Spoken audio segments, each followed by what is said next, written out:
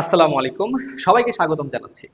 আজকে আমরা যে টপিকটা পড়বো সেটা হচ্ছে ম্যাট্রিক্সের প্রকারভেদের পরের অংশ। অর্থাৎ আমরা অনেক কিছুই পড়েছি। আজকে আমরা জটিল ম্যাট্রিক্স এবং এ বিষয়ক অন্যান্য যে সকল সংজ্ঞা আছে সেগুলো দেখব। তো প্রথমেই খেয়াল করো কি বলছে, জটিল ম্যাট্রিক্স। তো জটিল ম্যাট্রিক্স কাকে বলে?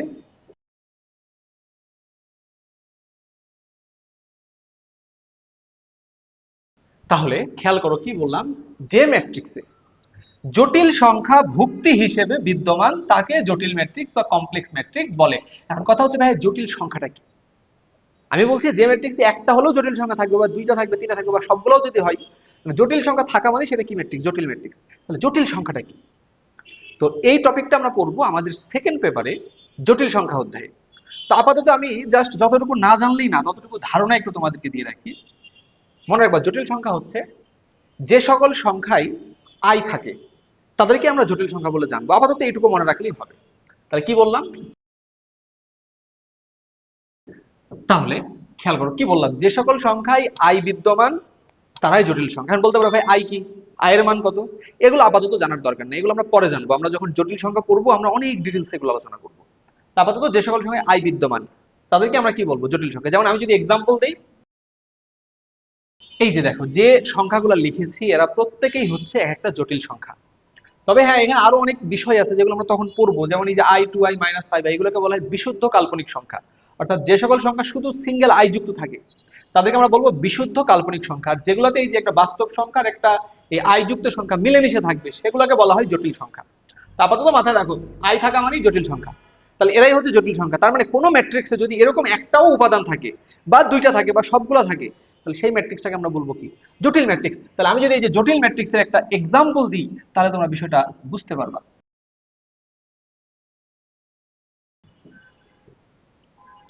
এই যে যে এক্সাম্পলটা আমি লিখেছি, এইটা হচ্ছে একটা জটিল ম্যাট্রিক্সের উদাহরণ। কেন? এই যে দেখো ভাই, এখানে একটা জটিল সংখ্যা রয়েছে, আই যুক্ত সংখ্যা রয়েছে, আরো একটা রয়েছে, আরো একটা রয়েছে, আরো একটা রয়েছে, কয়েকটা রয়েছে। কয়েকটা থাকতে হবে এরকম না, একটা থাকলেও হবে। অর্থাৎ যে ম্যাট্রিক্সে জটিল সংখ্যা ভুক্তি হিসেবে বিদ্যমান তাকে আমরা বলবো জটিল ম্যাট্রিক্স বা কমপ্লেক্স ম্যাট্রিক্স। আশা করছি এইটুকু সবাই বুঝেছো। এবারে খেয়াল করো, আমাদেরকে বলছে কি, অনুবন্ধী ম্যাট্রিক্স কাকে বলে আমি একটু লিখে দিই।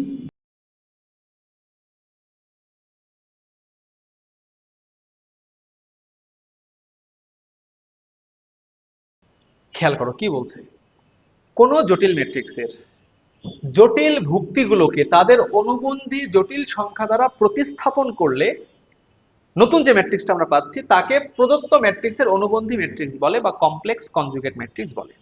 এখন সেম কথা যে ভাইয়া সবই তো বুঝলাম, জটিল ম্যাট্রিক্স একটু আগে দেখেছি, কিন্তু আপনি এই যে বলছেন অনুবন্ধী জটিল সংখ্যা, অনুবন্ধী জটিল সংখ্যা এইটা আবার কি? তো এই জিনিসটাও আমরা ওই যে বললাম, সেকেন্ড পেপারে গিয়ে যখন জটিল সংখ্যা অধ্যায়ে আলোচনা করবো তখন দেখবো। আপাতত যতটুকু না জানলেই না, মাথায় রাখো যে মনে রাখবা, এই যে অনুবন্ধী জটিল, কি বললাম, আই এর আগের চিহ্ন পাল্টে দিব। অর্থাৎ জটিল সংখ্যায় তো আই থাকবে, ঠিক ওই আই এর আগে যে চিহ্নটা সেটাকে আমরা পাল্টে দিব। যদি প্লাস থাকে মাইনাস করবো, মাইনাস থাকলে প্লাস দিব। তাহলে বলো, আমাদেরকে যদি আই এর অনুবন্ধী জটিল বের করতে বলে আমরা কি করব? মাইনাস আই লিখবো। যদি মাইনাস থ্রি আই এটার অনুবন্ধী জটিল লিখতে বলে আমরা কি করব? মাইনাস ছিল প্লাস করে দিব। যদি বলে যে টু প্লাস আই এটার অনুবন্ধী জটিল লিখো, দেখো টু কে চেঞ্জ করার দরকার নেই, টু তো বাস্তব অংশ, এটা থাকুক টু। আই এর আগে চিহ্ন প্লাস, আমরা কি করে দিব? মাইনাস। যদি বলে minus seven minus five I, এই যে সামনের মাইনাস সেভেন কিন্তু থাকবে, ফাইভ আই এর আগের চিহ্নটা পাল্টে যাবে, তাহলে কি হবে? Plus five I. এরাই হচ্ছে কি এই জটিল সংখ্যার অনুবন্ধী জটিল, এই জটিল সংখ্যার অনুবন্ধী জটিল। আর আমাদেরকে সেটাই বলছে, জটিল ম্যাট্রিক্সে তো জটিল সংখ্যা থাকবে, ঠিক ওই জটিল সংখ্যার বদলে আমরা অনুবন্ধী জটিল লিখবো। আর যেগুলো জটিল সংখ্যা থাকবে না, অন্যান্য উপাদান, সেগুলোকে আমরা চেঞ্জ করবো না, সেগুলোকে আমরা নর্মালি লাগবো। তাহলে আমি যদি এখন বলি তোমাদেরকে, আচ্ছা দেখো আমি একটা এ ম্যাট্রিক্স লিখেছি, এখন আমরা চাচ্ছি এইটার অনুবন্ধী ম্যাট্রিক্স লিখবো। কিভাবে লিখবো বলো? আমি কি বললাম, অনুবন্ধী ম্যাট্রিক্স লেখার সময় এই যে এই সংখ্যাটা বলো, এটা কি একটি জটিল সংখ্যা না? এর বাস্তব সংখ্যা, এটা এভাবেই থাকবে, টু টু এর মতোই থাকবে। মাইনাস থ্রি আই এটা কিন্তু জটিল সংখ্যা, এর অনুবন্ধী জটিল লিখতে হবে। তাহলে মাইনাস থ্রি আই এটাকে কি লিখবো? Plus three I. সেভেন সেভেনের মতো থাকবে। এটা কি মাইনাস ফাইভ থাকলো, আই এর আগের চিহ্নটা জাস্ট পাল্টে যাবে, মাইনাস আই। নাইন নাইনের মতো থ্রি প্লাস আই, এটার অনুবন্ধী জটিল কি হবে? Three minus I. এটা টু, এটা সিক্স। এটাই হচ্ছে কি বলো, এ ম্যাট্রিক্সের অনুবন্ধী ম্যাট্রিক্স। আর মনে রাখবা এ ম্যাট্রিক্সের অনুবন্ধী ম্যাট্রিক্সকে এর উপরে একটা বার দিয়ে প্রকাশ করা হয়। আমি লিখে দিচ্ছি। তাহলে এ ম্যাট্রিক্সের অনুবন্ধী ম্যাট্রিক্স কি হবে? বাস্তব উপাদানগুলো ওইরকমই থাকবে, যেগুলো জটিল ম্যাট্রিক্স, জটিল উপাদান, সেই জটিল উপাদানগুলোকে আমরা অনুবন্ধী জটিল দ্বারা প্রতিস্থাপন করব। আর অনুবন্ধী জটিল কি বললাম? জাস্ট আই যুক্ত পদ যেটা, তার আগের চিহ্নটাকে আমরা কি করব? পাল্টে দিব। ঠিক আছে? তাহলে খেয়াল করো, তাহলে যেটা লিখলাম একটু আগে সেটাই, যে এ ম্যাট্রিক্সের অনুবন্ধী ম্যাট্রিক্সকে আমরা কিভাবে লিখবো? এর উপরে একটা বার চিহ্ন দিয়ে প্রকাশ করব। ঠিক আছে? এবার আসো আমরা অনুবন্ধী ম্যাট্রিক্সের কিছু বৈশিষ্ট্য দেখে নিই। খেয়াল করো কি বললাম, যদি এ ম্যাট্রিক্সকে আমরা অনুবন্ধী করে তারপরে আবার অনুবন্ধী করি, তাহলে আমরা এই ম্যাট্রিক্সটা ফিরে পাবো। ঠিক ধরো আমাকে তুমি 180 ডিগ্রি ঘুরাই দিলা, আমার মাথা নিচে পা উপরে চলে আসবে। আবার যদি 180 ডিগ্রি ঘোরাও, আমি সোজা হয়ে যাবো। সেম কথা, অনুবন্ধী করে আবার যদি অনুবন্ধী করো, এই ম্যাট্রিক্স ফিরে পাবা।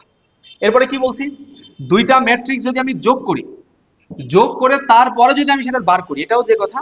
আমি যদি পৃথক পৃথক ভাবে বার একবার একে দিই ওকে দিই, একই কথা, এবার প্লাস বিবার। ঠিক আছে? এরপরে এই যে কে, এটা কিন্তু কোনো ম্যাট্রিক্স নয়, এটা একটা ধ্রুবক সংখ্যা। একটা ধ্রুবকের সাথে একটা ম্যাট্রিক্স গুণ হয়ে পুরাটার বার করা যে কথা, আমি যদি ধ্রুবকটাকে বাইরে রেখে শুধু এর বার করে ধ্রুবকটাকে গুণ করি, একই কথা। সব থেকে ইম্পর্টেন্ট যেটা, সেটা হচ্ছে এই যে A B bar equal to A bar B bar. কনফিউশনে পড়া যাবে না। দেখো আমরা কিন্তু যখন ট্রান্সপোজ ম্যাট্রিক্স পড়েছিলাম, তখন আমরা দেখেছিলাম এ বি, এটা ট্রান্সপোজ ইকুয়াল টু কি ছিল? B transpose A transpose. এটা ট্রান্সপোজের ক্ষেত্রে এমসিকিউতে আসে, ট্রান্সপোজের ক্ষেত্রে উল্টে যায়। কিন্তু যখন আমরা অনুবন্ধী ম্যাট্রিক্স করব, অনুবন্ধীর ক্ষেত্রে গুণ করে অনুবন্ধী যে করা যে কথা, এবার বিবার একই কথা, মানে আগে এর অনুবন্ধী পরে বি এর অনুবন্ধী, এভাবেই গুণ করতে হবে, উল্টাবে না। অনেকে কিন্তু উল্টে দেয়, ওটা মুখস্থ করে পরীক্ষা হলে বিবার এবার লিখে দেয়। আবার এটা দেখে অনেকে ভুল করে, ওইটার ক্ষেত্রে উল্টা করো না। ট্রান্সপোজের ক্ষেত্রে বি ট্রান্সপোজ এ ট্রান্সপোজ, অনুবন্ধীর ক্ষেত্রে এবার বিবার। ঠিক আছে? আশা করছি সবাই বুঝেছো। এরপরে আসো, আমাদেরকে বলছে অনুবন্ধী বিম্ব ম্যাট্রিক্স কাকে বলে।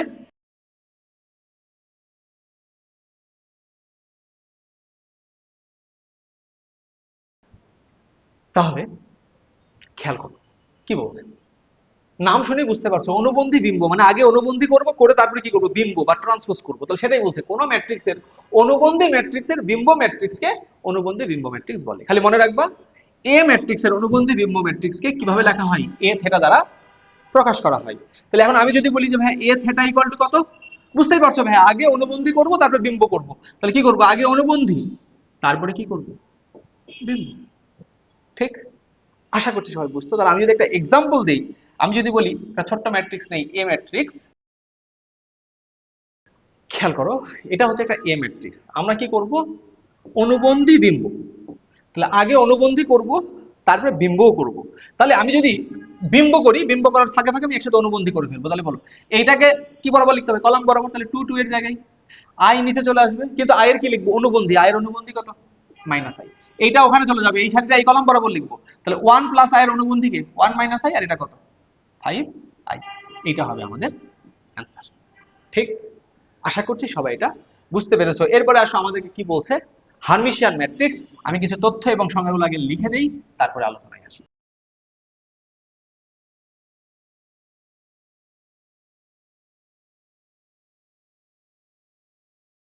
খেয়াল করো কি বলছে, কোন জটিল বর্গ ম্যাট্রিক্সের অনুবন্ধী ম্যাট্রিক্সের বিম্ব ম্যাট্রিক্স, অর্থাৎ এ থেটা অনুবন্ধী করে বিম্ব করব, অথবা বিম্ব ম্যাট্রিক্সের অনুবন্ধী ম্যাট্রিক্স, আগে বিম্ব করে পরে অনুবন্ধী করব, একই কথা।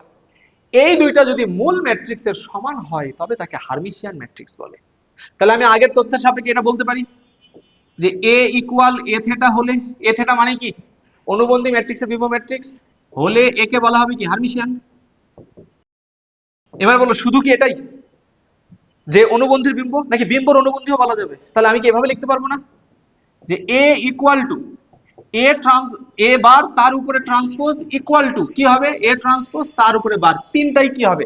সমান হবে। যদি হয় তবে একে বলা হবে কি? Hermitian matrix. ঠিক আছে? আশা করছি বুঝেছো। ছোট্ট আরেকটা ইনফরমেশন খালি বলে দিই, এমসিকিউ তে মাঝে মধ্যে আসতে পারে। কি বললাম? যে অনুবন্ধী ম্যাট্রিক্সের বিম্ব ম্যাট্রিক্স অথবা বিম্ব ম্যাট্রিক্সের অনুবন্ধী ম্যাট্রিক্স যদি মূল ম্যাট্রিক্সের সমান হয়, তবে একে বলা হবে কি? হার্মিশিয়ান। আর এমসিকিউ তথ্যটা কি? এ ম্যাট্রিক্স হার্মিশিয়ান হলে এ প্লাস এ থেটা, এ থেটা মানে কি? এ থেটা মানে এই যে একটু আগে পড়েছিলাম অনুবন্ধীর বিম্ব, অনুবন্ধী বিম্ব ম্যাট্রিক্স। তাহলে এইটার যোগফল ম্যাট্রিক্সটাও কি হবে? হার্মিশিয়ান হবে। চলো একটা এক্সাম্পল আমরা দেখি।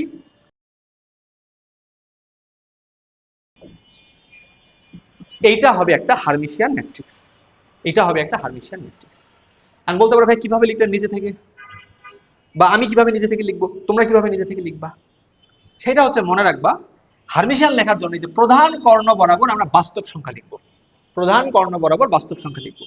এরপরে এই কোনাকুনিগুলা হবে অনুবন্ধী ম্যাট্রিক্স। এখানে 3 + i হলে 3 - i, 4 + i হলে 4 - i, 7 - 2i হলে 7 + 2i, এভাবে লিখলেই তোমার কি হবে? হার্মিশিয়ান ম্যাট্রিক্স লেখা হয়ে যাবে। আর এটা হার্মিশিয়ান কিনা বিশ্বাস না হলে তুমি যেটা করবা, এই যে এ ম্যাট্রিক্স আছে, তোমাকে আমি সব শিখিয়েছি, তুমি আগে কি করবা? এবার বের করো, বের করার পরে এই এবারকে তুমি আবার ট্রান্সপোজ করো, করলে দেখবে তুমি এ ম্যাট্রিক্সটাই ফিরে পাচ্ছ। তাহলে তুমি সিদ্ধান্ত নিতে পারবা। এটা যদি করতে না চাও তাহলে আগে ট্রান্সপোজ করো, তবে আমি আগে ট্রান্সপোজ করে পরে বার করবো, তাও হবে। এইটাও কি হবে? এর সমান হবে। তখন তুমি বলতে পারবো যে আচ্ছা এ হলো কি একটা হার্মিশিয়ান ম্যাট্রিক্স। ঠিক আছে, আশা করছি বুঝছো। চলো আমরা বি হার্মিশিয়ানটা একটু দেখি। বি হার্মিশিয়ান, খেয়াল করো, কোন জটিল বর্গ ম্যাট্রিক্সকে বি হার্মিশিয়ান বলা হবে। আমরা আগের বার দেখেছিলাম এ থেটা সমান এ, আর এবার বলছি এ থেটা সমান কি? মাইনাস এ। ঠিক আছে, তাহলে অনুবন্ধী বিম্ব ম্যাট্রিক্স কি হবে? মূল ম্যাট্রিক্সের বিপরীতটার সমান। বিপরীত বলতে সামনে মাইনাস চিহ্ন নিলে সেটার সমান, না বিপরীত না, সামনে মাইনাস নিলে সেটার সমান হবে। ঠিক আছে, আশা করছি এটা বুঝছো। তাহলে আমরা যদি এক্সাম্পল লিখি, তাহলে খেয়াল করো, খেয়াল করো এই যে যে এক্সাম্পলটা লিখলাম, এটা হচ্ছে একটা বি হার্মিশিয়ান ম্যাট্রিক্স। আমি বলতে পারো ভাইয়া আমি নিজে থেকে যদি লিখতে চাই কিভাবে লিখবো? তুমি মনে রাখবা, বি হার্মিশিয়ান লেখার জন্য আমাদেরকে প্রধান কর্ণ বরাবর বিশুদ্ধ কাল্পনিক সংখ্যা অথবা শূন্য লিখতে হবে। দেখো, প্রধান কর্ণ বরাবর বিশুদ্ধ কাল্পনিক সংখ্যা অথবা কি শূন্য লিখেছি। আর এই কোনাকুনিগুলা কি হবে? ভুক্তি, এই যে আই যুক্ত, এটা সেম হবে, কাল্পনিক পার্টটা সেম হবে। আর এই যে বাস্তব অংশটার চিহ্ন পাল্টে যাবে, মানে এখানে 2 এখানে -2, মানে অনুবন্ধী না, কিন্তু এটা অনুবন্ধীর ক্ষেত্রে আয়ের আগের চিহ্ন পাল্টে, এবার আয়ের আগের চিহ্নটা সেম থাকবে, বাস্তব অংশের আগের চিহ্নটা পাল্টে যাবে। এখানেও সেম, দেখো 2 + i লিখেছি, এই কোনাকুনি কি লিখেছি? -2 + i লিখেছি, এই কোনাকুনি সেম। এখানে 3i 3 এর আগের চিহ্ন তো পাল্টাবে না। আমি কি বললাম? কাল্পনিক অংশের আগের চিহ্ন পাল্টাবে না, বাস্তব অংশের আগের চিহ্ন পাল্টাবে। এখানে যদি 5 + 3i হতো, এখানে -5 + 3i লিখতে হতো, 3i এর আগের চিহ্নটা পাল্টাবে না। তাহলে তথ্য দুটো আমি একটু লিখে দেই, খেয়াল করো, খেয়াল করো। তাহলে কি বললাম? বি হার্মিশিয়ান ম্যাট্রিক্সে মুখ্য কর্ণের ভুক্তিগুলা কি হবে? বিশুদ্ধ কাল্পনিক অথবা শূন্য হবে। ওকে, আর আরেকটা ইনফরমেশন আমি এমসিকিউ জন্য একটু বলে রাখি, খেয়াল করো, কি বললাম? এ যদি একটা বি হার্মিশিয়ান হয়, এ মাইনাস এ থেটা এটাও কি হবে? B Hermitian. হার্মিশিয়ানের ক্ষেত্রে দেখেছিলাম এ প্লাস এ থেটাও হার্মিশিয়ান হবে, বি হার্মিশিয়ানের ক্ষেত্রে কি এ মাইনাস এ থেটাও কি হবে? বি হার্মিশিয়ান হবে। আশা করছি হার্মিশিয়ান বি হার্মিশিয়ান এই টপিকটা তোমরা বুঝছো, এমসিকিউ তে আসলে পারবা। এবার আসো কি বলছে, ইউনিটারি ম্যাট্রিক্স কাকে বলে এটা খেয়াল করো, খেয়াল করো, কি বললাম? কোন জটিল বর্গ ম্যাট্রিক্সকে আমরা ইউনিটারি ম্যাট্রিক্স কখন বলবো? যদি এ ইন্টু এ থেটা এই দুটো গুণ করার ফলে আমরা একক ম্যাট্রিক্স ফিরে পাই। কি পাই? একক ম্যাট্রিক্স ফিরে পাই। আমি যেটা এক্সাম্পল দিই, খেয়াল করো, যে এ একটা ম্যাট্রিক্স, এটা আমরা লিখলাম। তুমি যদি এটাকে এ থেটা বের করো, মানে অনুবন্ধী ম্যাট্রিক্সের ট্রান্সপোজ ম্যাট্রিক্স বের করো, করে সেটাকে যদি এই ম্যাট্রিক্সের সাথে গুণ করো, দেখবে একক ম্যাট্রিক্সই ফিরে আসবে। এই কারণে এটাকে বলা হচ্ছে কি ইউনিটারি। ইউনিটারি ম্যাট্রিক্সের কয়েকটা বৈশিষ্ট্য আছে, আমি একটু লিখে দিই।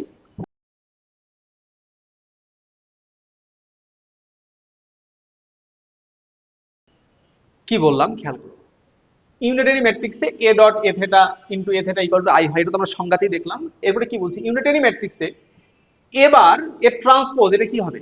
এ ইনভার্স হবে। এটা মনে রাখবা। এটার ব্যাখ্যাটা আমি এখন হয়তো তোমাদেরকে বুঝাইতে পারবো না, তারপর আমি একটু বোঝানোর চেষ্টা করি। এই যে আমরা তো এই লাইনটা লিখতেই পারি, A dot A theta equal to কত? আই। এখন মনে রাখবা, এই এটা যখন ওই পাশে যাবে ইনভার্স হয়ে যাবে। তাহলে তোমরাই বলো, এ থেটা ইকুয়াল টু কি? এ ইনভার্স না?